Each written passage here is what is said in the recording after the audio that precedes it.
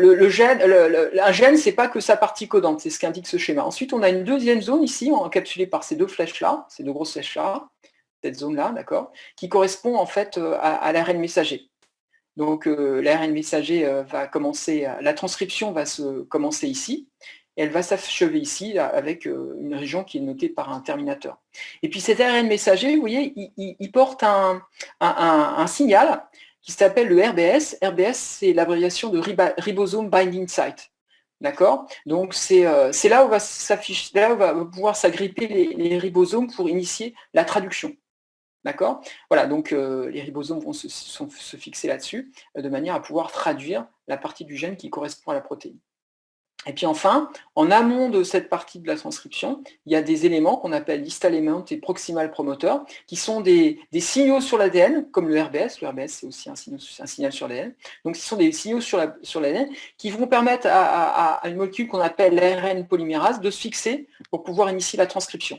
D'accord? Donc, l'ARN polymérase, elle reconnaît des signaux sur l'ARN, sur l'ADN, ici, ces deux signaux-là, soit qui sont éloignés du site de transcription, soit qui sont au contraire rapprochés de ce site de transcription, et qu'on appelle des promoteurs. Donc elle les reconnaît, l'ARN polymérase, elle s'y fixe, et ensuite elle va, avec d'autres molécules, ouvrir la double hélice d'ADN et générer le transcrit. Ensuite, ce transcrit-là, il est pris en charge par les ribosomes pour la transcription. Donc je fais un petit résumé de la région la plus intime du gène jusqu'à la région la plus large. Donc ici, entre ces deux flèches-là, c'est la partie codante du gène, qui commence par un start, le codon start, la TG, et qui se termine par un stop, TGA, TAA ou TAG. Ensuite, entre ces deux flèches-là, les deux grosses flèches-là, c'est la partie qui sera transcrite en ARN. D'accord? Voilà. Et sur cette partie transcrite, il y a un signal sur l'ADN, qui sera aussi sur l'ARN évidemment, puisqu'il est recopié par l'ARN polymérase, et bien qui est le ribosome binding site, donc qui permet finalement, qui est un signal de la traduction. Et puis enfin, en amont ici de ce début de transcription, vous avez tout un tas de motifs sur l'ADN qui sont reconnus par la ARN polymérase, qui s'y fixe et qui va permettre d'initier la transcription. Voilà la structure d'un gène prokaryote, en gros. Alors, ça, c'est la structure générale. Maintenant, on va donc qui est résumée ici, en fait. Voilà. Donc ici, en noir, vous avez le gène qui code pour la protéine. D'accord? Ensuite, ici, donc la boîte noire ici, c'est le gène qui code pour la protéine. Mais un gène, ce n'est pas uniquement sa partie codante. En rouge, ici, c'est le transcrit. D'accord? Et le transcrit contient aussi la partie codante. Et puis, ici, un petit peu, sur le transcrit, là, vous avez le ribosome binding site. D'accord? Et la transcription commence à cette flèche. D'accord? La transcription va commencer à cette flèche-là et va se terminer au petit boîte blanc qui est le terminateur. Hein. Si on voit, la transcription commence là et elle se termine là.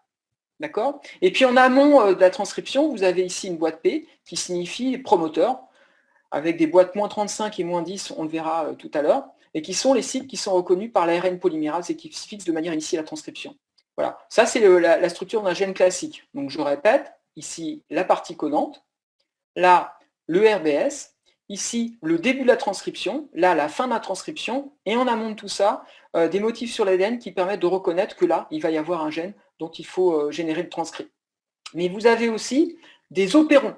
Alors les opérons, c'est très commun chez les bactéries, c'est moins commun chez les eucaryotes supérieurs, chez les eucaryotes, hormis par exemple le ver Caenorhabditis elegans, mais peu importe. Alors, qu'est-ce qu'est la différence entre un gène comme ça et un opéron? Un opéron, c'est plusieurs gènes, d'accord? Mais attention, il y a plusieurs gènes, mais il n'y aura qu'un seul promoteur, comme dans le cas d'un gène simple, et il n'y aura qu'un seul terminateur, comme dans le cas d'un gène simple ici, et puis il n'y a qu'un site de démarrage de la transcription, comme dans le cas d'un gène simple.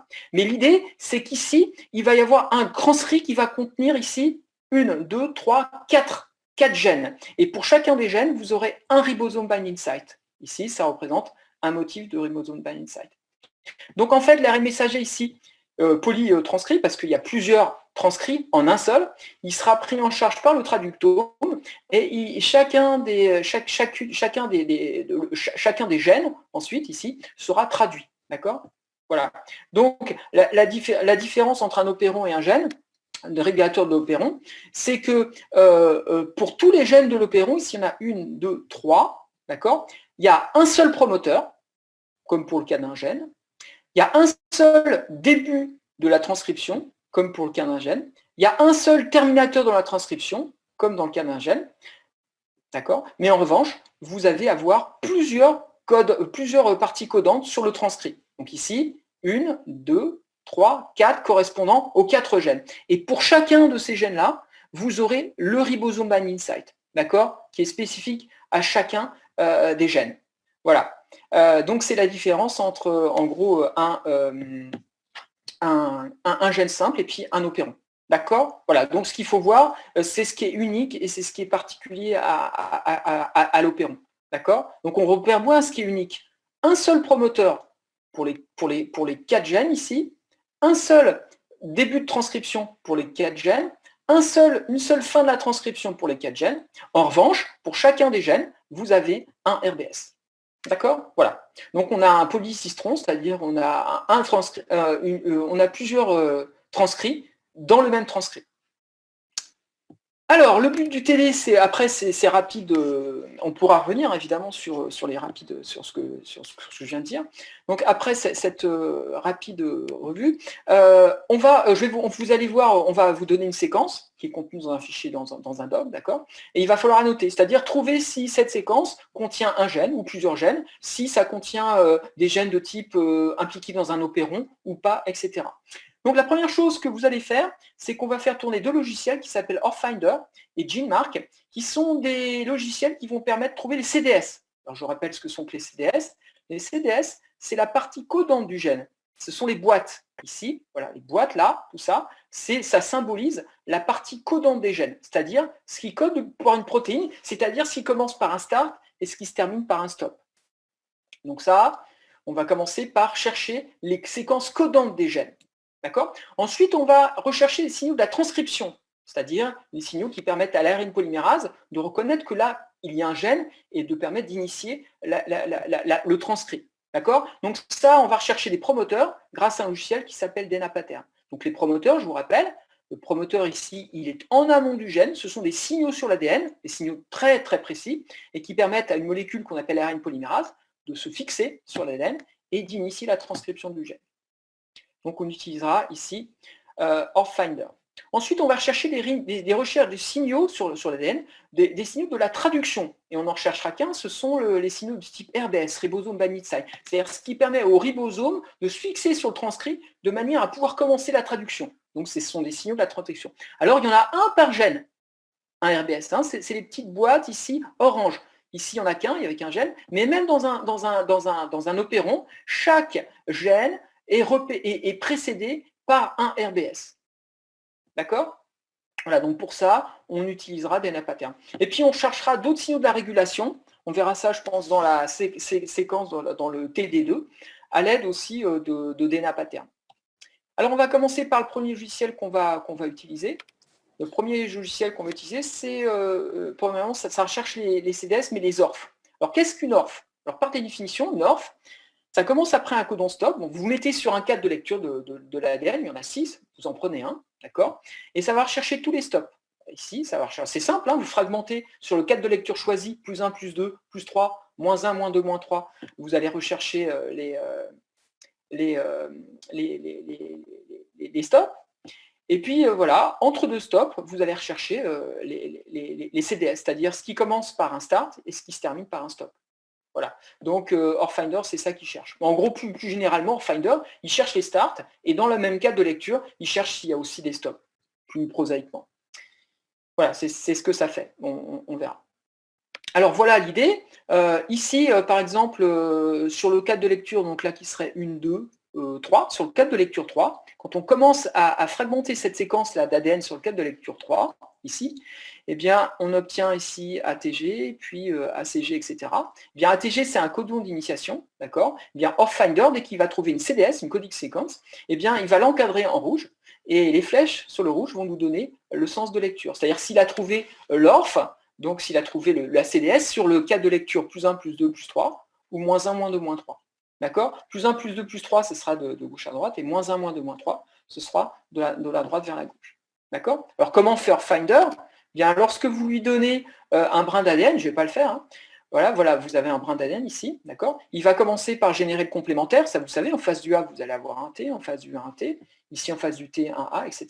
Et puis, il va fragmenter la séquence sur le cadre de lecture 1, ce qui correspond à ce premier découpage, puis sur le cadre de lecture 2, ce qui va correspondre à ce deuxième découpage, puis sur le cadre de lecture 3, et puis sur le brin inverse complémentaire, pareil, sur le cadre de lecture -1, -2, -3, et sur chacun des cadres de lecture, il va chercher toutes les CDS, c'est-à-dire ce qui commence par un start et ce qui se termine par un stop. Ici, les petites étoiles qu'a figuré l'NDBA, ça correspond à des codons stop, par exemple. TAA, c'est un codon stop, c'est pour ça qu'ici, on a une étoile.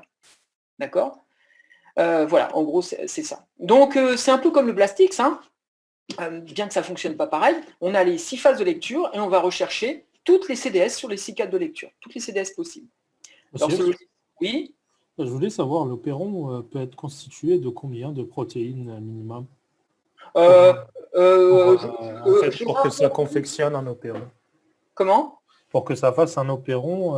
Alors pour un opéron, c'est plus de 2 gènes, c'est-à-dire 2 gènes supérieurs ou égal à 2 gènes. D'accord. Et le gène est représenté par une seule protéine ou par plusieurs? Non, alors je vais revenir sur cette question-là, je reviendrai après ici. Comme on l'a vu a priori ici, là, tu as un opéron où il y a 1, 2, 3, 4 gènes, et donc à chaque gène correspondra une protéine différente. D'accord? Tu vois, ici les gènes sont en vert, et ici la protéine qui correspond au gène, c'est le folding ici qui est représenté en vert. Ici tu as le gène en mauve, et ici tu as la protéine en mauve, ici en gris pour le gène, la protéine en gris, et ici en violet, et ici la protéine en violet. D'accord? Sur cet opéron, si on avait seulement un gène, est-ce qu'on Alors non, s'il n'y a qu'un gène, on ne dit pas que c'est un opéron. Parce que pour avoir un opéron, il faut que le nombre de gènes soit supérieur ou égal à 2. D'accord? Ici, ce n'est pas un opéron. C'est un gène régulateur de l'opéron, mais c'est juste un gène normal.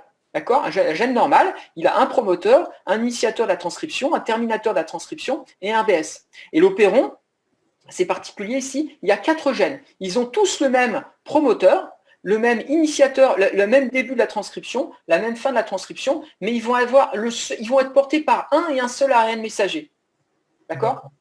Voilà, merci, monsieur. Mais non, c'est des questions intéressantes parce que c'est parce que vous êtes informaticien, donc c'est normal que vous ayez plus de questions que les biologistes par rapport à ça. Mais on va revenir là. Alors, l'idée, techniquement, comme ça, techniquement, vous allez vous en sortir largement. Vous ferez un copier-coller ici, donc on va lancer OrthFinder, on le trouve sur le web. Hein. Vous allez copier-coller votre séquence, donc votre brin d'ADN, puis OrthFinder. Vous allez choisir ici le bacterial code, c'est-à-dire que voilà, le code standard génétique, vous allez mettre bacterial code. Si vous laissez le code standard génétique, ça va marcher aussi. Ça sera pareil. Et puis ensuite, vous cliquerez sur le bouton Submit et OrthFinder va vous trouver toutes les CDS sur les 6 cadres de lecture, c'est-à-dire tout ce qui commence par un start, qui se termine par un stop. Et ici, on a mis ici par défaut, il y a la longueur minimale de la CDS que vous cherchez, c'est 75. Il met ORF ici, mais c'est un abus de langage. OrthFinder ne cherche pas les ORF, parce que les ORF, ça commence par un stop et ça termine par un stop. OrthFinder cherche les CDS, c'est-à-dire les parties codantes, c'est-à-dire tout ce qui commence par un start, ATG, et tout ce qui se termine par un stop, c'est-à-dire TAA, TAG et TGA. D'accord? Mais on reviendra là-dessus de toute façon. Voilà. Donc, voilà les résultats, comment ils seront proposés. Ici, les grands traits rouges, ce sont des gènes potentiels, d'accord? Des coding séquences potentielles. D'accord? Ici, par exemple, voilà, on verra. Donc, par exemple, il a trouvé une CDS, il appelle ça ORF, mais c'est CDS, c'est des coding séquences. D'accord? Donc, la première séquence codante qu'il a trouvée, elle est sur le brin direct, donc plus, parce que sur les brins inverses complémentaires, c'est marqué par des moins. Il est sur le cadre de lecture 3. Il commence au 120e nucléotide. Et donc le A du ATG commence au 120e nucléotide sur la séquence. Et ici, le dernier nucléotide du codon stop se termine en 995. Ça nous fait une ORF ici qui fait 876 nucléotides, une CDS qui fait 876 nucléotides, ce qui correspondra à 291 acides aminés. Et ici, c'est ce qu'Hélène Débat a marqué ici, ça montre que les ORF, les CDS qui sont donnés, sont de la plus grande. Ils sont classés de la plus grande jusqu'à la plus petite. Plus une CDS est grande, et plus il y a de chances pour qu'elle soit réelle. Parce que autrement, si elle était par elle serait entrecoupée par hasard par un codon stop. D'accord? Donc voilà. Alors pour essayer de voir si voilà, on ne se fie pas qu'à Finder, vous utiliserez ensuite GeneMark qui va faire la même chose, mais avec une autre méthode. GeneMark, il ne cherche pas à trouver les CDS avec un début qui est un ATG, une fin qui est un codon stop. Il a une autre méthode, c'est les méthodes probabilistiques, qui sont basées sur des contenus en nucléotides. Donc c'est pas du tout la même chose. Mais c'est pas grave, donc GeneMark, on le voit en M1, en bio en M1, donc on ne va pas le voir ici, d'accord? Mais on va s'en servir pour évaluer les résultats trouvés par Finder, d'accord? Donc vous allez, pareil, copier-coller votre séquence, et puis vous lancerez Start GeneMark, d'accord? Et là, on verra les résultats trouvés par GeneMark. On verra s'ils sont cohérents avec ceux trouvés par Finder. Ensuite, on va continuer. Alors, Finder, GeneMark donnera des résultats comme ça. Toujours pareil, quel brin? Voilà, et sur quel brin il l'a trouvé. Ensuite, il donne le début du gène. Donc ici, ça veut dire qu'a priori, pour lui, s'il marqué inférieur à 1, vous avez dû le voir avec François Zamy, ça veut dire qu'a priori, il pense que le gène commence avant la petite séquence qui nous a été donnée. Voilà, ici, vous avez la longueur du gène. Ici, donc, vous avez le nucléotide du début du gène, a priori dû à de l'ATG. Ici, la position du nucléotide qui correspond au dernier nucléotide du codon stop qu'il a trouvé. Puis ici, la longueur du gène, etc. etc. Donc, on reverra tout ça. Voilà, alors ensuite, on va essayer de trouver, maintenant qu'on s'est intéressé à la coding séquence, on va essayer de trouver d'autres signes de régulation. Donc, dans les signes de régulation, on va s'intéresser aux boîtes moins 35 et moins 10, voilà, et au RBS. D'accord? Alors, on va commencer par les deux boîtes. Donc, en amont ici de la zone qui sera transcrite, hein, alors là, nous, ce qu'on a vu, c'est la zone traduite au début, CDS, c'est-à-dire entre ces deux flèches-là. D'accord? C'est-à-dire entre le start et le stop. Maintenant, on va s'intéresser aux zones qui précèdent la transcription. Donc, la transcription commence à cette flèche-là et elle se termine à cette flèche-là. Et il y a des zones ici qui sont connues pour être riches en certains motifs, de manière à attirer l'ARN polymérase pour la transcription. Alors, on va les rechercher. C'est ce qu'on appelle les boîtes moins 35 et moins 10. Alors, on les appelle boîtes moins 35 et moins 10. Pourquoi? Parce qu'en général, elles se situent entre moins 35 et moins 10 nucléotides avant la transcription. Le moins 10 et le moins 35 ne correspond pas au codon stop. Ça correspond en fait à cette flèche-là. En général, elle se retrouve en moins 10 ou moins 35 avant le signal de début de la transcription. Donc pour les rechercher, eh bien, on va utiliser un logiciel qui s'appelle DNA Pattern Find. On va lui donner un motif qui correspond à des boîtes moins 10 ou moins 35, et on va lui demander à OrtFinder eh bien, de trouver ces motifs sur notre séquence d'ADN. D'accord? Voilà. Voilà ce que va rendre OrtFinder. Il va dire, par exemple, le motif qui correspond à une boîte moins 35, j'en trouve en 101, en position 101 sur ta séquence, en position 132 ou en position 475. Mais comme le signale Hélène Débat, il faut voir leur signification. Alors, je vais vous dire exactement à quoi ça correspond. Les boîtes ici, moins 10, moins 35, elles ne peuvent pas être dans le transcrit. Et a fortiori, elles ne peuvent pas être dans la région codante. Donc, si vous trouvez des boîtes moins 10 et moins 35 dans une région qui sera une région codante, c'est que ce ne sont pas des boîtes moins 35 et moins 10. Parce que les boîtes moins 35 et moins 10, elles sont en amont de la région codante. Elles ne peuvent pas être dedans. Donc, c'est avec ce genre de raisonnement eh bien, qu'on va pouvoir dire, là, c'est probablement une vraie boîte moins 35 et moins 10, et là, c'en est pas une.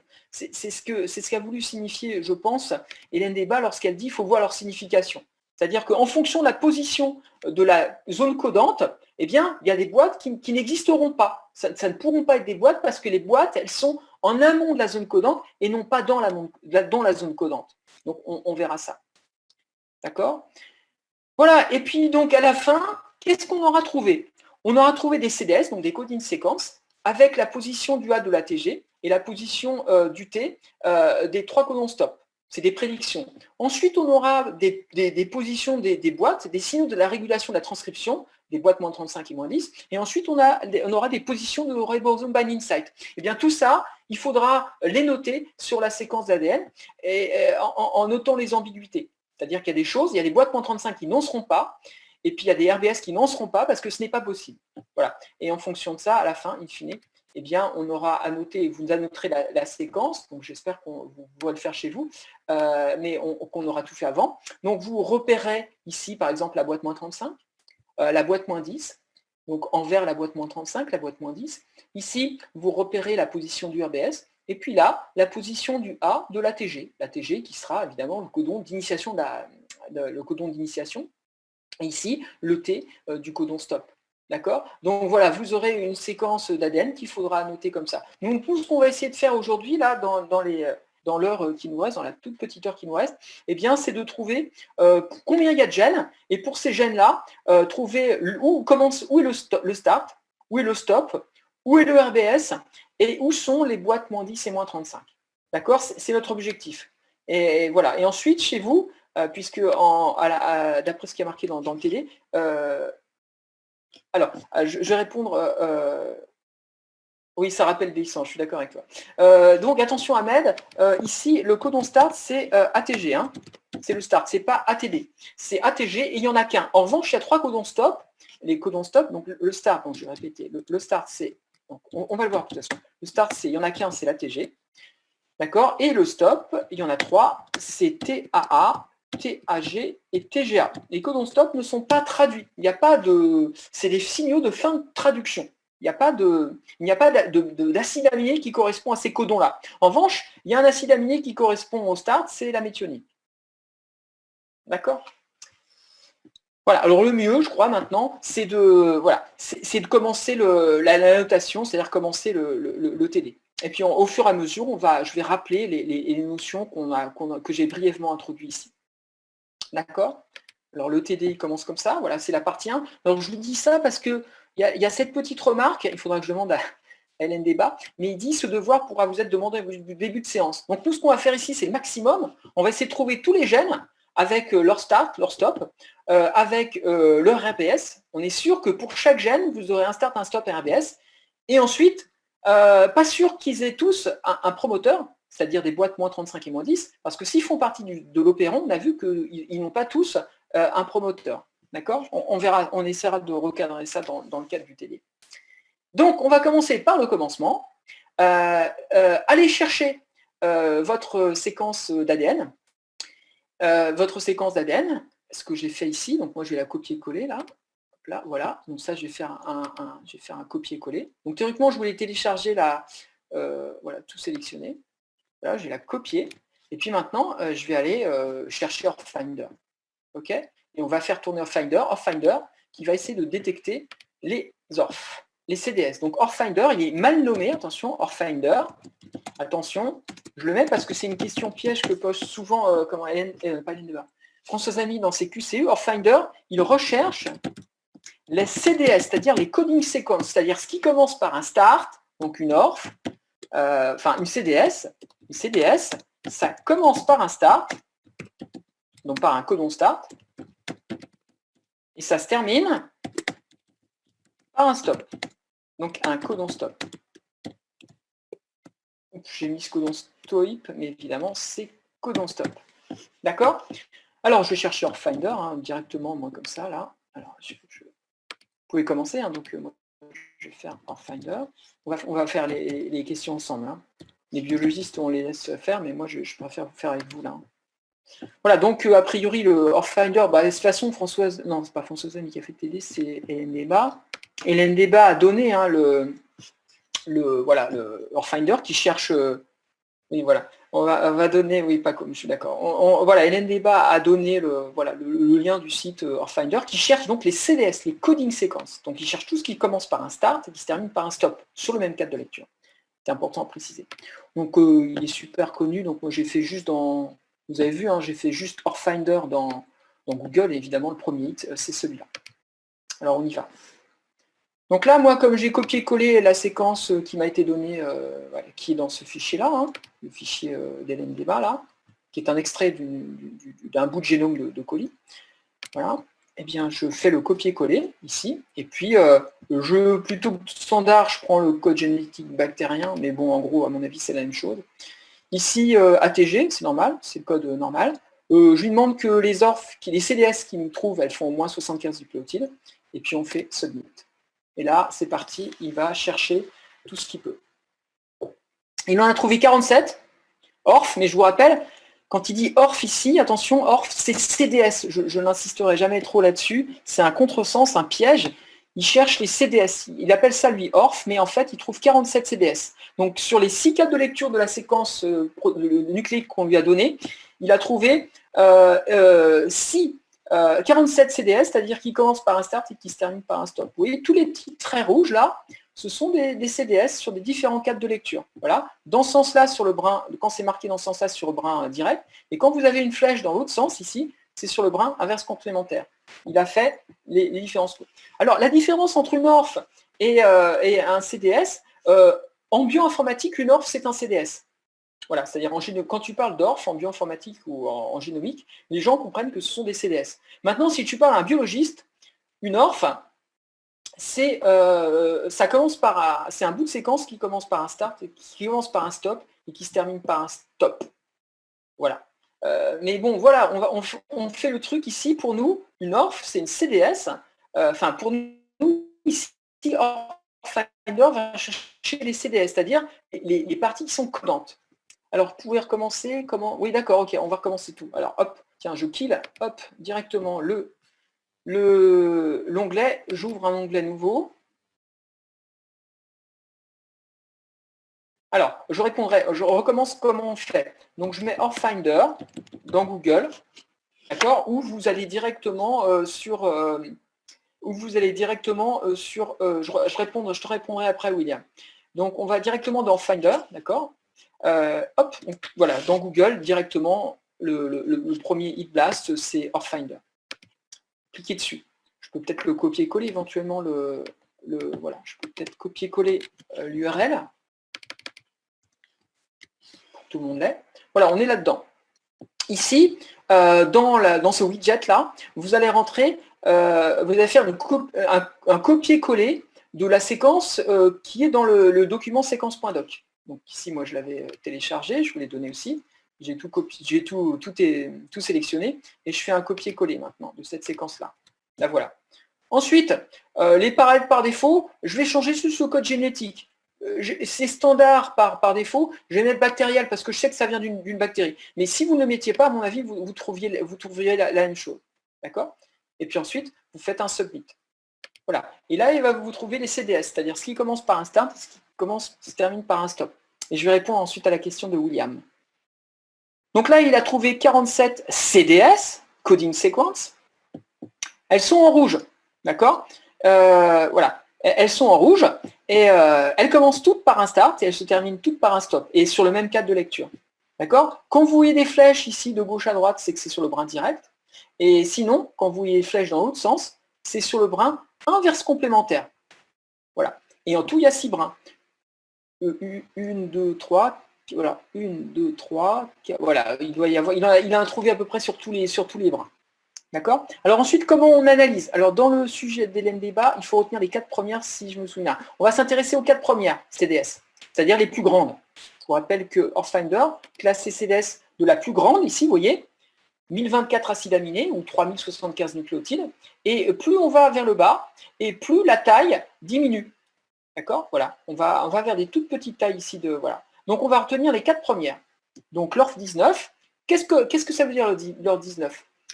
C'est celle-là, l'ORF 19, c'est la plus grande. C'est pour ça qu'il l'a mis par défaut ici, ORFinder, il l'a encadré comme ça, c'est la plus grande. Vous l'avez trouvé, il l'a trouvé sur le brin direct et sur le cadre de lecture 3. Le nucléotide qui commence l'ORF, donc le A de l'ATG, donc le A de l'ATG, donc je vais le mettre en zone de chat, il est en position, et ça va répondre à William, il est en position 1545. Donc le A de l'ATG, il est en position 1545. Et le codon stop, il se termine en. Donc le dernier nucléotide du codon stop, hop, c'est sa position. C'est 4619 sur votre séquence. Oui, vas-y. C'est-à-dire que là, on commence à 1545. Est-ce que ce qu'on va pouvoir lire, ça commence à 1545 ou on aura le début aussi? Non, 1545, ça commence en 1545. D'accord. On commence avec le A de l'ATG. Donc ça, c'est notre CDS. Oui. Mais le donc, CDS, ça commence par un start et ça se termine par un stop. Mais en revanche, ce qui sera traduit, c'est ce qui va de 1545, mais pas à 4619. Parce que 4619, c'est le dernier nucléocodon stop. D'accord. Et les codons stop ne sont pas traduits. D'accord, donc on exclut juste celui-là. Voilà, c'est ça. Donc l'ORF, elle est moins restrictive de un codon. À un codon stop près. Et appelle ça la CDS, d'accord? Comment? Mieux, je préfère, parce que l'UE étant dirigé par Françoise Ami, qui est une biologiste, parle de CDS. Parce que si tu parles d'off, pour une biologiste, il y a une ambiguïté. D'accord? Okay. Donc pour nous, Orfinder, il cherche des CDS, d'accord? Ok, mais parce qu'une ORF, ça contient le codon stop et la CDS, non? Voilà, c'est ça. Donc là, on appelle ça une CDS. Voilà, c'est ça, exactement, entre autres. D'accord? Ok, d'accord. Donc, alors, pour rebondir sur William, regardez ici. Alors, pourquoi non, j'ai double-cliqué à tort. Ça fait, j'espère qu'il a... Bon, je suis obligé de faire le submit, mais ça va tellement vite. Je me suis perdu. Regardez, je rebondis sur un peu une remarque de William, et on va y aller dans la séquence. Hein. Donc là, voilà.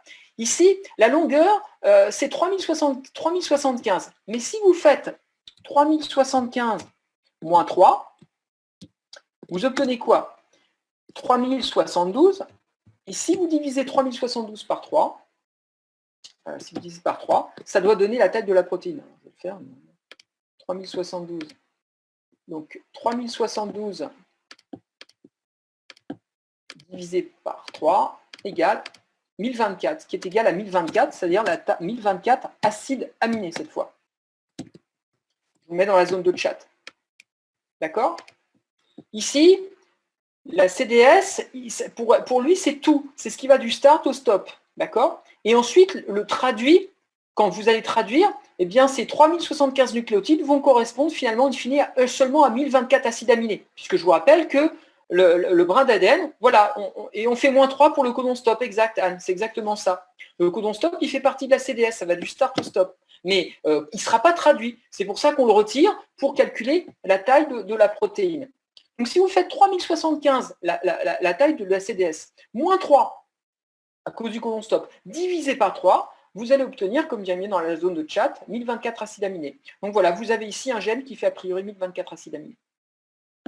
D'accord? Donc là, pour les résultats à donner, eh bien, ce sont les 4 premières offres.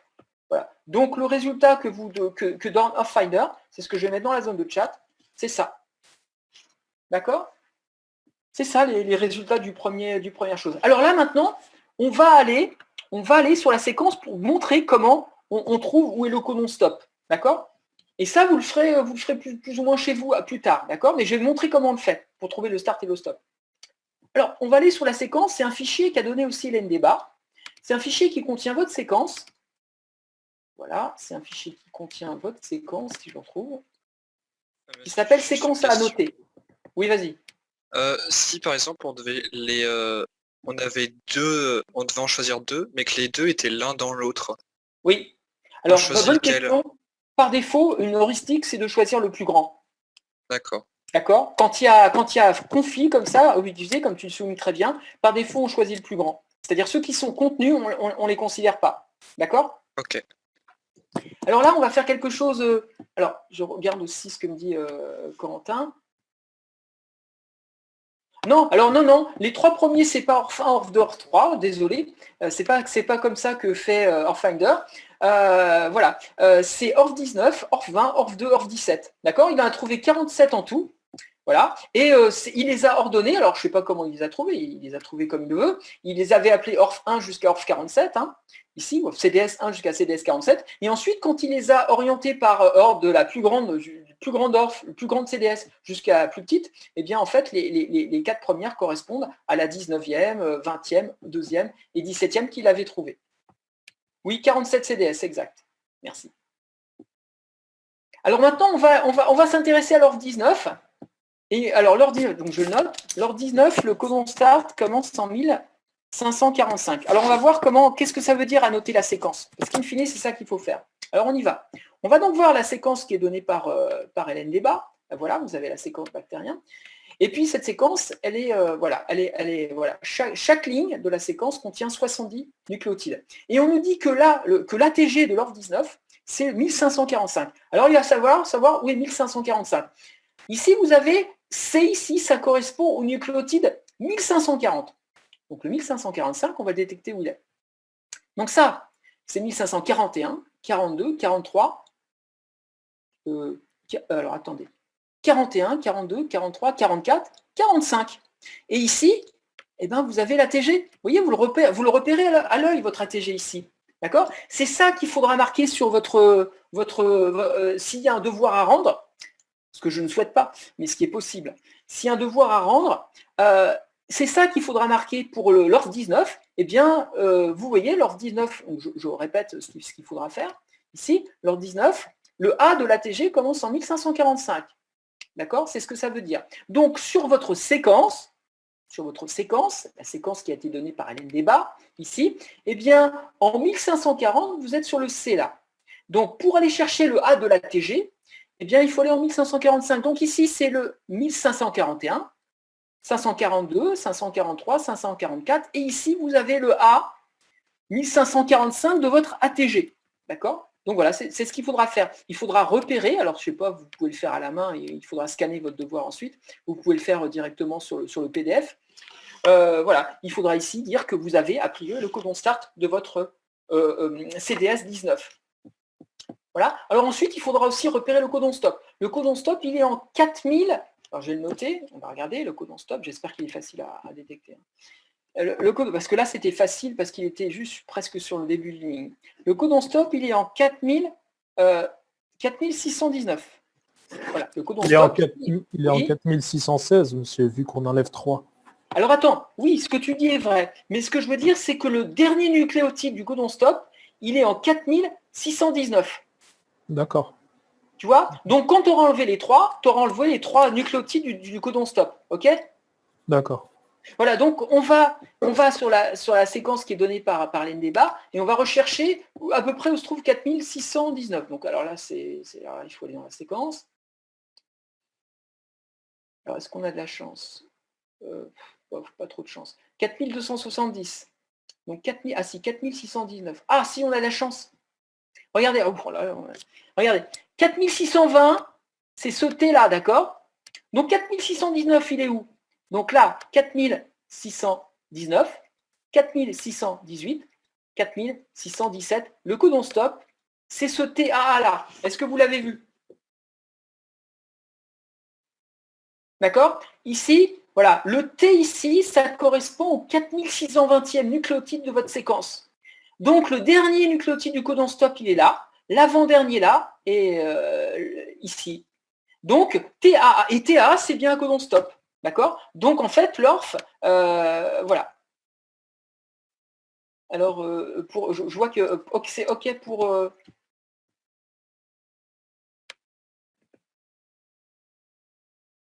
Oui, il y avait Sandrine Diaz dans l'équipe. C'est vrai. Alors, pour Ewan, je ne comprends pas trop ta question. Il y a à 3 de suite. Regarde, je vais recommencer pour Ewan. L'idée, c'est ça. Ici, 4619, ça correspond au dernier nucléotide du codon stop. D'accord? Où ça se trouve? Alors, on va voir la séquence. Alors, il y a 3 codons stop qui sont TAA, TAG, TGA. Donc, l'idée, c'est auquel on a affaire là. Donc, on va sur la séquence. D'accord? Alors, je vais sur la séquence et je regarderai le chat après. Et j'ai de la chance, ici, j'ai 4620. Donc, le 4620, c'est ce T-là. Donc, le 4619, c'est celui-là. Donc, le 4619, le A, c'est le dernier nucléotide du codon. Donc, le codon, eh ben, c'est 3 lettres. Donc, c'est TA. Donc, TA, ici, il faudra indiquer que ça correspond au codon stop de notre ORF, de notre CDS 19. Voilà. Est-ce que ça va à peu près?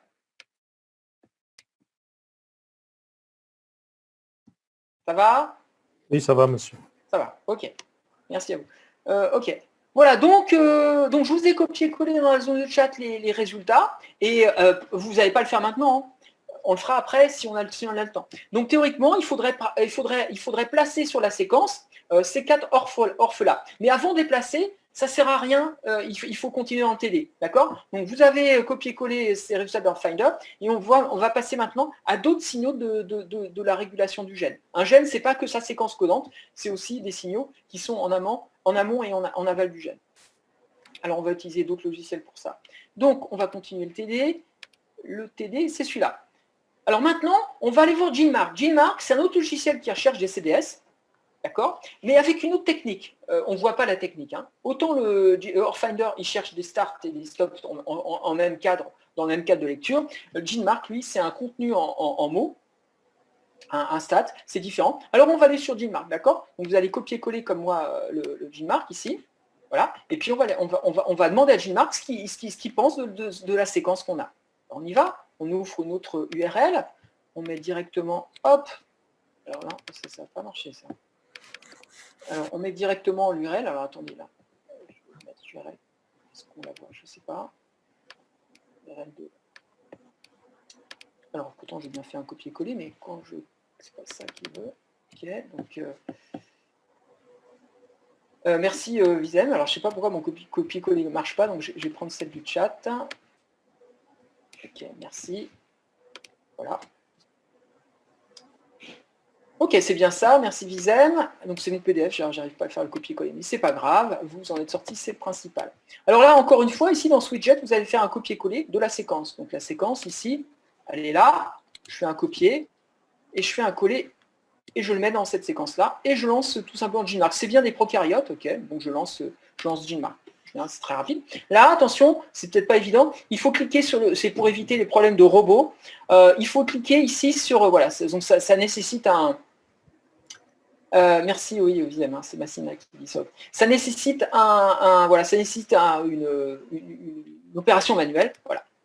Et voilà ce qu'a trouvé, voilà les offres qui ont été trouvées par comment ça s'appelle, par GeneMark. Alors l'idée, alors la première déjà, totalement inintéressante. La première était inintéressante, pourquoi? Eh bien parce qu'a priori, GeneMark nous dit que là, c'est peut-être un gène, là au début, notre premier nucléotide, là, ça fait peut-être partie d'un gène, et le suivant, d'accord, mais il n'est pas entier, donc on ne va pas s'intéresser à lui. Alors maintenant, ce qu'il faut faire, c'est prendre ici maintenant les 4 autres résultats, donc ça c'est les résultats de GeneMark, qui les trouvent tous, hein, les gènes, ils ne donnent pas les cadres de lecture, ils s'en fichent GeneMark, c'est pas le problème. Ils ne cherchent pas les gènes sur un cadre de lecture.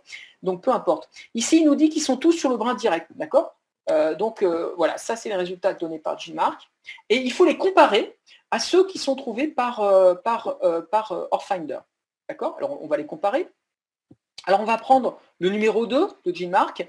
Ça commence en 331 et ça se finit en 1422. Alors, est-ce que ça correspond par hasard à une ORF qui a été trouvée, à un CDS qui a été trouvé par comment s'appelle, par Earthfinder? Oui, regardez ici, 331 1442, l'ORF2, je vais le noter, l'ORF2, elle est compatible, Earthfinder est compatible GeneMark, d'accord? GeneMark ici, et ici, GeneMark, il nous dit qu'il trouve une ORF, enfin une CDS, pardon, qui commence en 331 et qui se termine en 1422. D'accord? Comme Earthfinder, qui trouve aussi une CDS, qui commence ici, parmi les 4 qu'on lui a donnés, hein, qu'on avait choisi, 331, 1482, 1422. Ok, c'est très bien. On continue. On s'intéresse à la deuxième prédiction de GeneMark. Il nous dit qu'a priori, il y aurait une CDS qui commence en 1545 et qui se termine en 4619. Allons voir. On y va.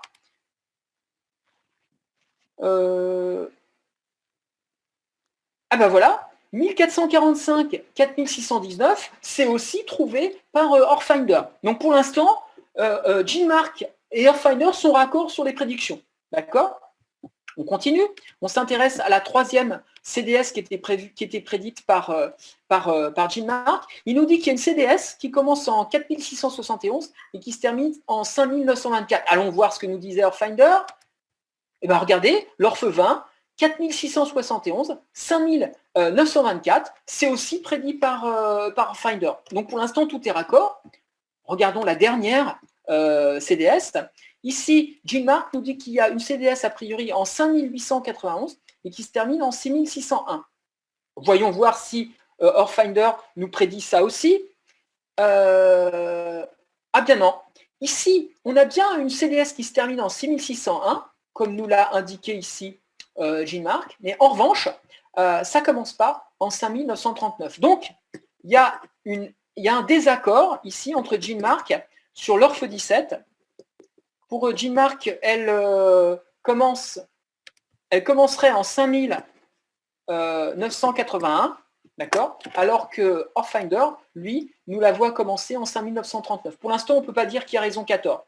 D'accord? Donc c'est ça la deuxième question. La deuxième question, c'était essayer de comparer les prédictions faites par Orfinder aux prédictions faites par Jean-Marc. Et on s'aperçoit que pour les 4 offres les 4 CDS qu'on avait sélectionnés pour Orfinder, ça correspond aux prédictions de Jean-Marc, sauf pour la dernière, sauf pour celle-là, où Jean-Marc nous prévit bien que ça se termine en 6601, mais le début de la CDS serait 5981, alors que c'est pour Orfinder, c'est 5939. Donc pour l'instant, là, on reste dans l'expectative.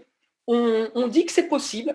On trouve bien 4 orphes, mais il y a une orphe, c'est l'orphe 17, qui, pour la CDS 17, il s'appelle orphe, qui pour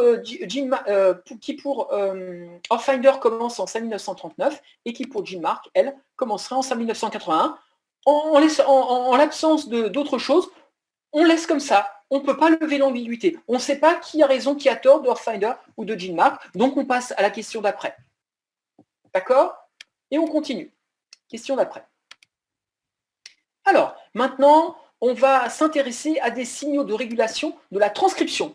Quand on parle des boîtes -35 et des boîtes -10, ce sont des signaux de régulation de la transcription. Je vais vous remettre le petit schéma de la petite... Ah ben malheureusement, je l'ai plus. C'est bien dommage. Non, je l'ai plus, le petit schéma. Alors pourquoi bon, alors, attendez. Ça précède un gène, non? Du coup, oui, justement, voilà, je préfère carrément vous mettre à quoi ça correspond. On va s'intéresser maintenant à ces signaux-là de la transcription. À ces signaux-là, voilà. On va s'intéresser ici. Donc là, on s'est intéressé à la CDS. D'accord? Donc, ce qui est compris entre un start et un stop. Et maintenant, on va s'intéresser aux signaux sur l'ADN en amont de la zone qui sera transcrite, qui correspondra aux boîtes, ce qui correspondra à ce qu'on appelle des promoteurs, c'est-à-dire, ici, aux boîtes -35 et -10. Donc, en amont de la transcription, avant le signal de la transcription. D'accord? Avant la zone qui sera transcrite. D'accord? C'est à ça qu'on va s'intéresser. Et pour ça, eh bien, on va utiliser, Hélène Débat vous a donné plusieurs exemples de boîtes -35, ici, on a 1, 2, 3 exemples de boîtes -35, 2 exemples de boîtes -10, et on va utiliser le logiciel DNA Pattern pour essayer de localiser sur notre séquence à nous, eh bien, ces boîtes-là. D'accord? Donc, je vais faire un copier-coller, j'espère que ça va marcher cette fois, de ça, et puis je m'ouvre un autre navigateur pour pouvoir lancer DNA Pattern. Voilà, donc je vais le mettre dans la zone de... Voilà, cette fois, il a bien trouvé. Voilà, on est sur DNA Pattern, d'accord? Donc, alors là, vous avez une sample sequence. La première chose à faire, avant de faire ça, de lancer notre chose, c'est de faire un clear. Faites un clear d'abord. Voilà, puis maintenant, vous allez copier-coller notre séquence à nous. Donc, toujours pareil, la séquence à nous, allez le donner là, un copier-coller de cette séquence-là. On la copie-colle ici. Et puis ici, dans cette zone-là, on va mettre les boîtes, enfin les motifs qui correspondent aux boîtes qu'on cherche. Donc là, il faut faire un copier-coller sur le PDF d'Hélène Débat, ici. Vous allez faire un copier-coller ici. Il y a une syntaxe particulière. Chaque boîte, chaque motif est encapsulé par des slash. Ensuite, il y a un nom pour le motif. Et chaque motif nom est séparé par des virgules. Si vous ne respectez pas cette syntaxe, a priori, DNA Pattern, il va vous dire qu'il y a un problème. D'accord? Donc moi, je respecte scrupuleusement la syntaxe qui m'est donnée ici. Il y a même un blanc là qui me gêne. Allez, je pense que c'est sans conséquence, mais je fais ça. Donc là, vous copiez-collez votre séquence. D'accord? Alors, qu'est-ce qu'une boîte? Oui, une boîte, c'est un motif particulier sur l'ADN. Voilà. Ici, TTA, on appelle ça une boîte, c'est un motif sur l'ADN qui sera reconnu par une protéine. D'accord? Voilà, c'est ça qu'on appelle une boîte. Ok? C'est un motif sur l'ADN, tout simplement, qui est reconnu par une protéine. Donc là, ce motif-là est reconnu par l'ARN polymérase. Quand l'ARN polymérase voit ce type de motif, elle s'agrippe à l'ADN de manière à initier la transcription du gène qui se trouve un petit peu plus loin. D'accord? Voilà. Donc, merci pour ta question, Malice, c'est une question intéressante. Donc, ici, la séquence, là, les boîtes qu'on recherche, et on fait un submit. Et voilà la réponse de DNA Pattern. J'ai recadré mon image. Alors, Lisa, qu'est-ce qu'il fait DNA Pattern? Alors, hop, tu lui donnes une séquence, notre séquence à nous, celle qu'on étudie depuis longtemps, celle qu'on a passée à GeneMark, celle qu'on a passée à Orfinder, qui trouve les CDS. Et maintenant, ce que tu veux chercher, c'est plus les CDS, c'est des signaux sur l'ADN qui seront le témoin d'une possible transcription. Et les témoins de la transcription, c'est ce qu'on a vu ici. Je repars sur le petit, la présentation d'ADN débat. On recherche ça. On recherche sur l'ADN des promoteurs. Les promoteurs, ce sont aussi ce qu'on appelle les boîtes -10 et -35.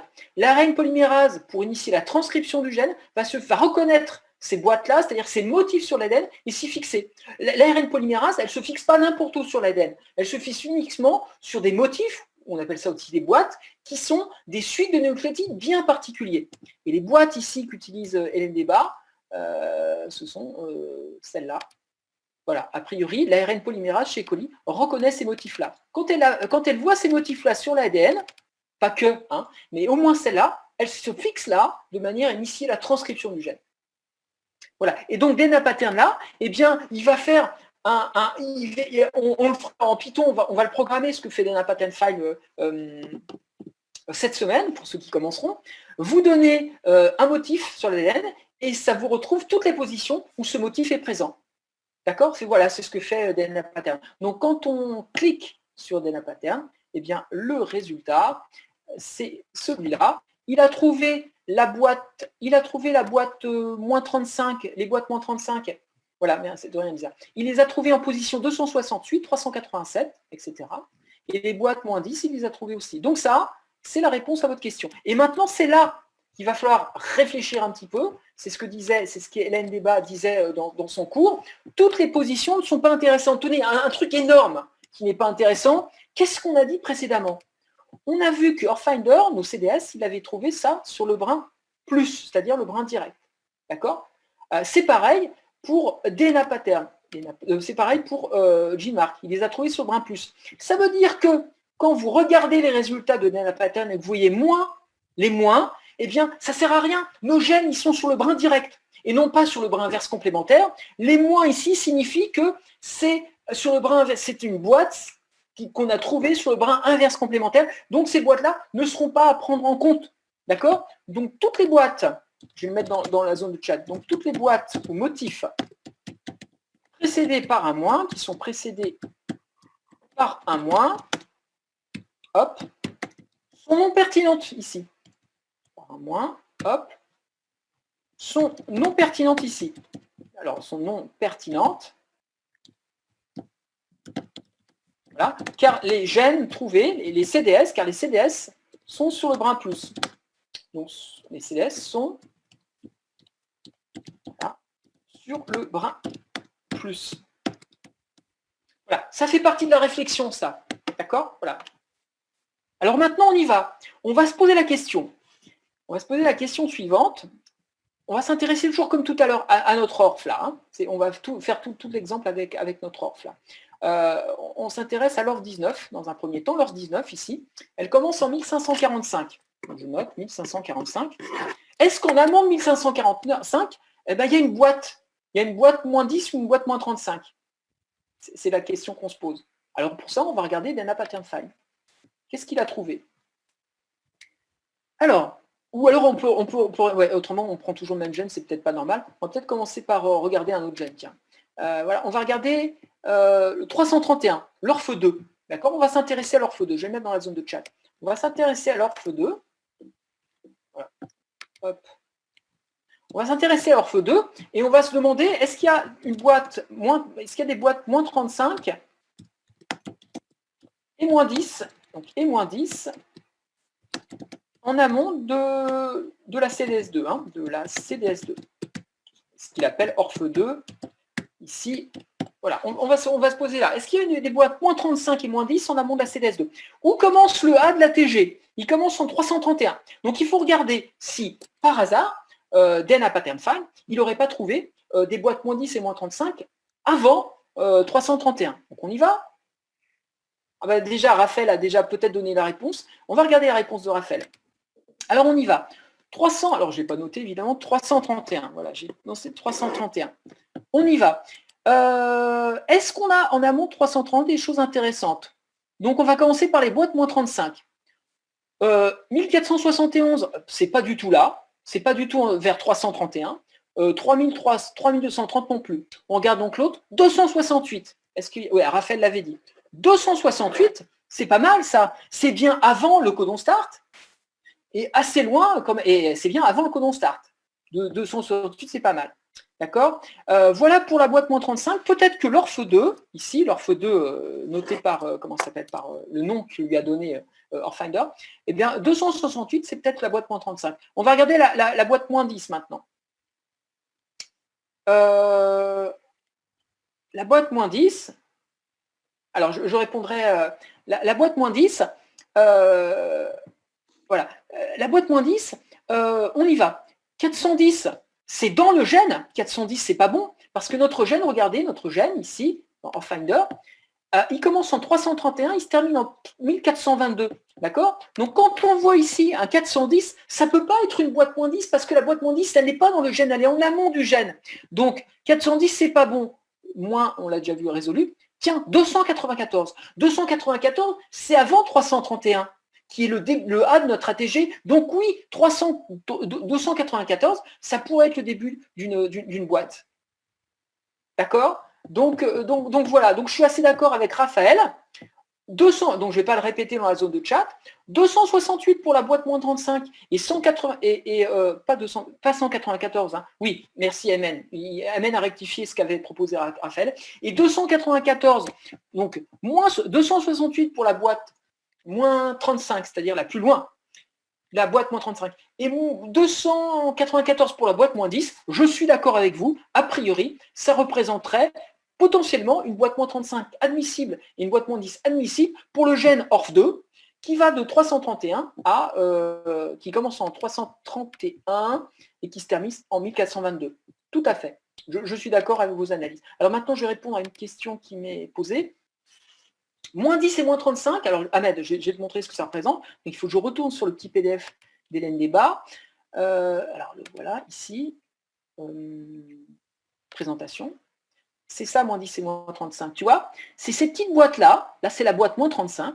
Là, c'est la boîte moins 10. Ce sont des petits motifs sur l'ADN qui sont situés en amont du gène. Tu vois, le gène, il commence après, le transcrit commence après, et le gène, il commence encore après. Là, cette flèche-là correspond au début de la transcription, et cette flèche-là correspond au début de la traduction. Donc, les boîtes moins 35 et moins 10 sont situées avant le gène. Ils ne sont pas dans la partie codon, ils sont avant le RBS et pas dans la partie codante du gène. D'accord? Ce sont des motifs sur l'ADN qui sont reconnus par l'ARN polymérase. D'accord? Alors, oui, exact, Yanni. Ce sont des boîtes, ce sont des positions moins 35 et moins 10 qu'on donne à titre indicatif. Elles sont pas. Alors, théoriquement, si tout était parfait en biologie, mais ce n'est pas le cas, elles seraient en moins 35 et moins 10 avant le début de la transcription. Mais toi, tu ne le sais pas quand tu fais de la bioinfo, de la génomique, tu ne sais pas où commence le transcrit. D'accord? Donc voilà, c'est situé, voilà, théoriquement, c'est moins 10 et moins 35 en amont du début de la transcription. Mais en gros, on ne le sait pas. Donc on dit, bah, c'est avant le start, quoi. Voilà, ça se situe avant le start, très clairement, et même avant le RBS. C'est tout ce qu'on sait. Pas trop loin du RBS et pas trop loin du start. Voilà. Alors, on doit trouver en 268, alors allons en 268 pour voir. Christelle a raison, puisqu'elle veut annoter. Il n'est pas trop tard, ça va. Alors, on y va, on va en 268. Alors, on vérifie, hein, on est tous d'accord sur 268. Hein. Voilà, on y va sur la séquence maintenant. Alors, on va sur la séquence à annoter. Alors, on va essayer de trouver rapidement, on se trouve 268. Est-ce qu'on a de la chance ou pas? On n'a pas trop de chance. Mais je vais peut-être faire un search. Ça ira très bien, ça. Regardez, donc, qu'est-ce qu'on a trouvé? Alors, on avait 2 boîtes moins 35 possibles. Hein. Donc, je vais retourner sur le site. Je vais retourner sur le site. Je vais faire un copier-coller de cette première boîte moins 35 et je vais la rechercher tout bêtement. Hein. C'est pas comme ça qu'il faut faire, hein, mais c'est juste pour voir si on ne se trompe pas trop, pour répondre un petit peu. Et là, sur le PDF, je vais faire un CTRL-V, un CTRL-F, CTRL-V. Et je trouve ici un TT, j'en trouve 2. J'en trouve un là, TTA-TCA, et c'est peut-être 268 là, hein, parce que ici le A, il est en 280, donc 10, donc 80, donc...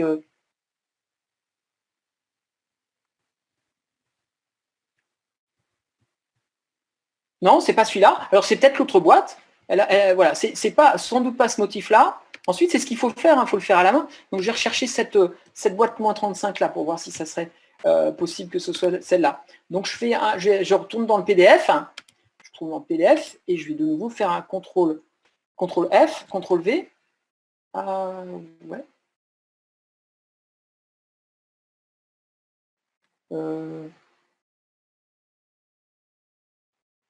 Alors attendez, on ne trouve pas comment ça. C'est sûr qu'il y est puisque Pattern Fan il l'a trouvé. Hein. Alors attendez, je vais vérifier. Attendez. Donc là, j'ai copié-collé. Je suis feignant. Hein. Je ne recherche pas à la main, ça je trouve ça trop pénible. Il faudrait le chercher à la main. Donc je vais copier-coller en un premier temps. Alors je vérifie quand même que c'est ce qu'il y a dans le sujet. Je vais copier. Donc la première boîte ici, non, c'est la deuxième. TTTACA. J'y vais. Je la recherche. Alors, attendez, il y a un problème. TTTACA. Il n'en a pas trouvé là. Bah donc c'est l'autre alors. C'était bien l'autre. Donc TD5. Si je recherche celle-là. On y va. Moins 35. Donc la séquence.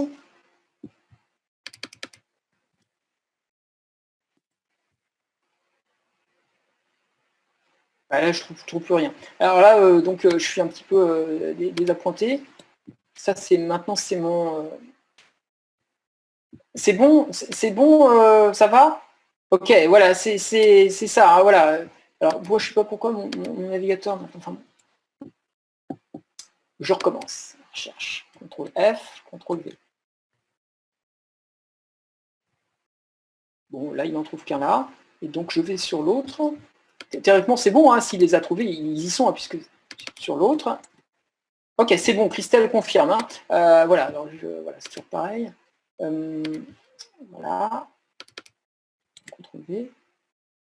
Voilà, il doit être là. Voilà, c'est ça, mais oui, c'est bien 268, c'est bien ça, on est bien d'accord. Ok? Ça, c'est bien notre boîte moins 35. Voilà, c'est ça. C'est comme ça qu'il faudra faire. D'accord? Alors juste, pour pas que vous partiez dans la nature, voilà, quand je l'ai fait tout à l'heure, méfiez-vous. Alors, il faudra le faire. Alors, qu'est-ce que j'ai noté? Alors, oui, j'ai noté que 2 gènes qu'on avait vus, a priori, n'avaient pas de boîte moins 35 et moins 10. Est-ce que quelqu'un a eu le temps de le faire, là, par hasard? Alors, je vais voir ce que j'ai noté. C'est la question 3. Voilà, je vais vous le noter. Voilà, donc je vais vous donner les résultats, parce que quand même, je ne vais pas vous laisser partir dans la nature sans... voilà, je vais vous donner les résultats. A priori, quand je l'ai fait, et ben voilà le résultat. Donc l'ORF 2, oui, a priori, comme vous l'aviez trouvé, boîte moins 35, 268, boîte moins 10, 294. Pour l'ORF 19 aussi. En revanche, si vous regardez bien, pour l'ORF 20 et puis l'ORF 17, que ce soit la prédiction de GeneMark ou la prédiction de OrfFinder, on ne trouve rien. Voilà, donc a priori, pour l'ORF 20, voilà, pour certaines des 2 ORF qu'on nous a données, il n'y a pas de promoteur. Alors attention, ça ne veut pas dire qu'on s'est trompé, parce que justement là, je vous sors un petit brin du cours. Qu'est-ce qu'on avait dit tout à l'heure dans la présentation? Dans un opéron, il n'y a qu'un gène qui a un promoteur, c'est-à-dire qu'il n'y a qu'un gène qui ont des boîtes 10-10, 10-35, 10-1, voilà le promoteur ici, 10-35, 10-10, et les autres n'en ont pas. Donc, quand on ne trouve pas de promoteur devant un gène, ce n'est pas forcément que ce n'est pas un gène, c'est qu'il est possible qu'il fasse partie d'un opéron. D'accord? Donc, on se désunit pas et on continue. Ok, alors on continue, allons-y. Allons-y. On est presque à la fin de ce que je voulais traiter, donc c'est bien. Enfin, j'espère que vous suivez à peu près, mais je pense que oui. Donc, on va continuer. On a trouvé les signaux de la transcription, et maintenant, on va s'intéresser aux signaux de la régulation, de la traduction. Donc, pour ça, on va aller toujours pareil dans DNA pattern. Donc, maintenant, vous êtes familier avec ce logiciel-là. Ça devrait aller assez vite. Voilà, donc je vais dans DNA pattern. Ici, hop, je mets l'URL qu'on m'a donnée, et me revoilà. Je fais un clear. De nouveau, je vais faire un copier-coller de ma séquence, mais cette fois, je ne vais pas chercher des signaux de régulation de la transcription, c'est-à-dire pas de boîte moins 10, moins 35, je vais chercher des signaux de régulation de la traduction, c'est-à-dire cette fois des RBS. Alors on y va, on ne se démonte pas, on y va. Ici, on met notre séquence, et ici, on fait un copier-coller de la boîte ou du RBS qu'a précisé Hélène Débat. Voilà, AGA. AGGA, c'est un RBS classique chez Coli, donc c'est un motif qui permet au ribosome de se fixer de manière à pouvoir initier la traduction. Donc on va rechercher les RBS. Alors je ne vais pas laisser des blancs, on ne sait jamais. On fait un submit. Et de nouveau, voilà tous les RBS qui ont été trouvés par DNA Pattern. Voilà, je vous mets le résultat ici. Tout ce qui est moins, déjà, ce n'est pas la peine. Tout ce qui est moins, ça ne sert à rien, ce n'est pas à chercher. D'accord? Alors, on va regarder s'il y a un RBS pour notre ORF2, parce que l'ORF2, c'est celle qui est la plus proche de nous. Donc, on repart sur l'ORF2. Donc, on va regarder l'ORF2. Je vais mettre un petit dessin ici pour faire un résumé de notre ORF2. On en est là dans l'ORF2. D'accord? L'ORF2, c'est ça, le résumé. Maintenant, on s'intéresse, est-ce qu'il y a un RBS? Est-ce qu'il y a un RBS? Point d'interrogation. Où se trouve le RBS? Alors, le RBS, théoriquement, il y a la boîte moins 35. Ensuite, il y a la boîte moins 10. Ensuite, il y a le RBS. Ensuite, il y a la TG. Et puis ensuite, il y a le stop. Le stop, on n'a pas été regardé quel c'était. Alors, j'ai déjà des réponses. Quelqu'un m'a suggéré quelque chose? Non, ça va? Voilà, donc on a tous ces résultats-là, et on va se poser la question, est-ce que l'ORF2, là, qui possède une boîte moins 35 en 268, qui possède une boîte moins 10, hein, voilà, on s'intéresse à l'ORF2, hein. L'ORF2, il possède une boîte moins 35 en 268, on l'a établi. Il possède une boîte moins 10 en 294, on l'a établi. Donc je mets ici moins 10, moins 35. Ensuite, il y a le RBS, ici 3 petits points. J'aurais dû mettre 3 petits points ici. Ensuite, il y a le ATG, et puis ensuite, il y a le stop. D'accord? Donc, ici, RBS, c'est des signaux de régulation, ici, pardon, moins 35, des signaux de régulation de la transcription, là, des signaux de régulation de la transcription. Et maintenant, on s'intéresse au RBS, un signal de régulation de la traduction. Est-ce qu'il y en a un? Alors, est-ce que vous avez des propositions à me faire? Est-ce qu'il y aurait un RBS? Alors, effectivement, Raphaël précise qu'il y a deux possibilités. 394 et 328, exact. Mais Christelle indique, elle, qu'elle a une préférence pour 394. Et elle a raison. Alors, on va voir pourquoi. C'était là que Hélène Débat disait, attention, il faut réfléchir à un moment. C'est là la réflexion, d'accord? Donc, on y va. Alors, on va repartir des possibilités. On en a deux. On a 314. RBS, on en aurait un en 314. Voilà. Et on en aurait un aussi en 328. Alors, pourquoi c'est pas 328? Alors, pourquoi c'est pas 328? Parce que le 328, il est trop près de l'ATG, vous allez voir. Donc, l'ATG, je repars sur autre chose. Je vais faire un petit schéma, ici, en bleu. Ici, donc, l'ATG, le A de l'ATG, il est en quelle position? Alors, je vais le mettre au-dessus. Le A de la TG, il est donc, on l'a vu, en 331. Donc, le T, il est en 332. Donc, ici, le T, hop, il est en 332. Et puis, le G, il est en 333. D'accord? Donc, ici, on a le G. OK. Qu'est-ce qu'on nous dit aussi? Bon, ça, c'est une information. Maintenant, on va essayer de voir si il peut être en 328. Donc, en 328, qu'est-ce qu'on nous dit? On a en 328 un A, c'est AGGA, hein, AGGA. Ça, c'est le RBS. Donc, le A serait en 328. Je vais reslicer un petit peu tout ça après, hein, parce que là, ça, on ne voit plus rien. Donc, le A, je vais mettre des blancs en 328. Le G, il serait donc ici en 329. Cet autre G, il serait en 330. Ici, le A, ici, il serait en 331. D'accord? Et puis, on a aussi ici le stop.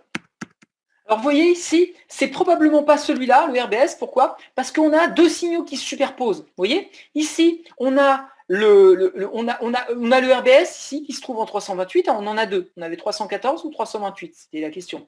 Ici, on a le RBS qui se trouve en 328. Donc, le RBS ici, c'est AGGA. Donc, 328 le A, 329 le G, 329 le G et ensuite 331 ici. D'accord? Et on a aussi un autre signal à côté, ici, qui se superpose, on a la TG. Donc, en fait, ici, on peut dire que ce RBS-là, il est trop près de la TG. Donc, on va choisir entre les deux RBS. On va dire, OK, celui-là, non. Il est trop près il est trop près. Il chevauche, en fait, non. Il chevauche la TG. Il chevauche. Alors, chevaucher. Voilà, j'essaie d'écrire. Il chevauche. Voilà, chevauche la TG, donc non. Voilà, c'est parce qu'il chevauche la TG, on va dire non. Il est trop près en réalité. D'accord? Donc on va dire que le RBS, on va dire que c'est celui-là. D'accord? Alors je regarde dans la zone de chat. Les deux sont des A, oui. Seulement, voilà, ici on a là on a la TG. Et le RBS, il est trop près, c'est pas bon, il est trop près, voilà, il chevauche. Les deux signaux peuvent pas ces deux signaux-là ne peuvent pas se chevaucher. D'accord? Donc, on va prendre celui qui est un petit peu plus loin. Donc, a priori, pour celui-là, c'est 314. Oui, ça veut dire que le A du RBS ne peut pas être en même temps le dernier A du RBS et le premier A de l'ATG. Exact. Yannick, je suis d'accord avec toi. Je suis d'accord avec la façon dont tu résumes les choses. D'accord? Voilà. Alors, je vais vous dire ce que j'ai trouvé, parce que voilà, je ne vais pas vous laisser partir dans le vide. Donc, moi, ce que j'ai trouvé pour la question 4, voilà. Alors, et on va s'intéresser à voilà. Je veux qu'on regarde ensemble. Voilà ce que j'ai trouvé. Je vais vous le donner. Je ne fais pas votre travail, hein, parce qu'ensuite, il faudra mettre tout ça sur le PDF. Hein. Donc, voilà ce que j'ai trouvé. Et voilà, donc à vous vérifierez, d'accord? Donc on a trouvé, nous, ensemble, voilà, ici pour l'orphe 2, alors attendez, je vais enlever tous ces schémas-là, c'est les dessins. Donc pour l'orphe 2, on a pris 314 et pas 328, et je viens de vous expliquer pourquoi on prend 314 et pas 328. C'est le petit schéma ici que j'ai fait là, et que je vous ai redonné en direct là tout à l'heure, d'accord? Voilà. Ensuite, pour les autres orphes, il n'y a pas de problème. Il n'y a pas de problème. Par exemple, vous verrez que pour l'orphe 19, a priori, c'est 1534. Vous verrez que pour l'orphe 20, a priori, c'est 4659. Et là, et ça sera la fin de notre TD d'aujourd'hui, d'accord? On avait deux prédictions pour l'orphe 17. C'est là-dessus que je veux qu'on insiste. On avait Orfinder qui nous disait 5539 début et 6600 à fin. Et puis, on avait ici Gmark qui nous disait « Ah non, moi je pense que ça commence en 5581 et que ça se termine en 6601. » Eh bien, regardez, quand on regarde les RBS, il n'y a pas de RBS juste à côté de 5539. En revanche, il y en a un en 5962. Donc, on va enfin, à l'issue de cette question-là, pouvoir lever l'ambiguïté et on va dire, a priori, Orfinder s'est trompé. Et la vraie solution, c'est plutôt Gmark qui nous la donne, parce qu'en amont de sa prédiction de début de CDS, eh bien, il y a un RBS. Or, qu'un gène fasse partie d'un opéron ou pas, il y a toujours un RBS. D'accord? Voilà. Alors du coup, oui, c'est ce que font les annotateurs professionnels. Les annotateurs professionnels, c'est un métier qui n'est pas très intéressant, mais qui est nécessaire. ils ont à leur disposition plein de logiciels qui font des prédictions, et eux, ils regardent les différentes positions. Alors, souvent, il y a consensus. D'ailleurs, là, on l'a vu, sur les 4 gènes de notre... voilà, à l'œil et au courage, exact. Donc, sur les 4 gènes, tout ce que peut pas faire la machine en général. Voilà, donc ils ont plusieurs logiciels de prédiction de CDS. Quand il y a des ambiguïtés, souvent il n'y a pas d'ambiguïté en réalité. Et quand il y a des ambiguïtés, eh bien ils font appel, comme on vient de faire, à d'autres signaux, des signaux de la transcription, des signaux de la traduction, et avec ça, eh bien, et ils moulinent et leur intelligence, donc la nôtre en fait, eh bien on est capable comme ça de lever les ambiguïtés. D'accord? Donc voilà, ici, donc, il s'avère qu'a priori, qu'est-ce qu'on a à la fin de la séquence? Alors, qu'est-ce qu'on a à la fin de cette séance, a priori, si on fait un petit résumé? Je voulais envoyer le résumé. Donc, a priori, on aurait 4 gènes, 4 CDS, d'accord? On a 4 gènes, d'accord? Pour chacun des 4 gènes, on a un RBS. Mais on a des boîtes moins 10 et moins 35 que pour 2 gènes. Donc, on serait probablement en face d'un opéron, c'est-à-dire qu'on aurait, lorsque vous allez reporter tous les signaux, à la fois les CDS, les ATG, les stops, les signaux de la régulation de la transcription, c'est-à-dire les boîtes moins 35 et moins 10, et les signaux de la régulation de la traduction, c'est-à-dire les RBS, quand vous allez arriver à ça, eh bien force sera de constater qu'a priori, il y a 2 gènes qui ont des signaux de régulation de la transcription. Et donc, s'il y en a 2 qui n'en ont pas, c'est probablement qu'ils font partie d'un opéron, ceux qui n'en ont pas. D'accord? Ce fut vif, rapide, nourri, comme séance de TP, de TD. Je suis désolé, il fallait aller un petit peu vite, mais j'avais un petit peu prévu le coup, donc je l'avais faite et je vous avais donné des résumés comme ça que je pouvais vous copier-coller. On a vu ensemble quand même, j'ai vu... Christelle, j'ai vu William, j'ai vu aussi Yanni, Raphaël aussi, me donner des hypothèses, me donner des choses. Donc je pense que vous avez suivi, j'espère en tout cas. Voilà. Si vous avez des questions, alors ceux qui pensent, voilà, il est déjà tard, hein, ceux qui veulent y aller peuvent y aller. Théoriquement, pour dans 15 jours, pour certains, non, pour la semaine prochaine pour certains et pour 15 jours dans d'autres, il faudrait que tous les éléments qu'on a vus là, vous les positionnez sur la séquence d'ADN donnée par Hélène Débat, c'est-à-dire celle-là, celle où on voit les numéros, hein, celle où on voit les numéros de séquences à noter. Voilà, il faudrait théoriquement, sur cette séquence-là, positionner tout ce qu'on a vu, c'est-à-dire tous les ATG, l'ATG et le stop correspondant à chacun des gènes qu'on a détectés. Pour tous les gènes, le RBS, pour 2 gènes, les boîtes moins 10 et moins 35. Il faudrait tout reporter sur cette séquence-là, car c'est François Zani qui prendra la décision in fine. Il est possible que on relève la semaine prochaine, dès la semaine prochaine, pour ceux qui ont de nouveaux TD, on relève ce document. D'accord? Alors du coup, lundi prochain, on a cours. Ah ben non, on n'a pas cours, alors ça ne sera pas lundi prochain. Fatalement. Effectivement, bonne question. Oui, c'est bizarre que Françoise Ami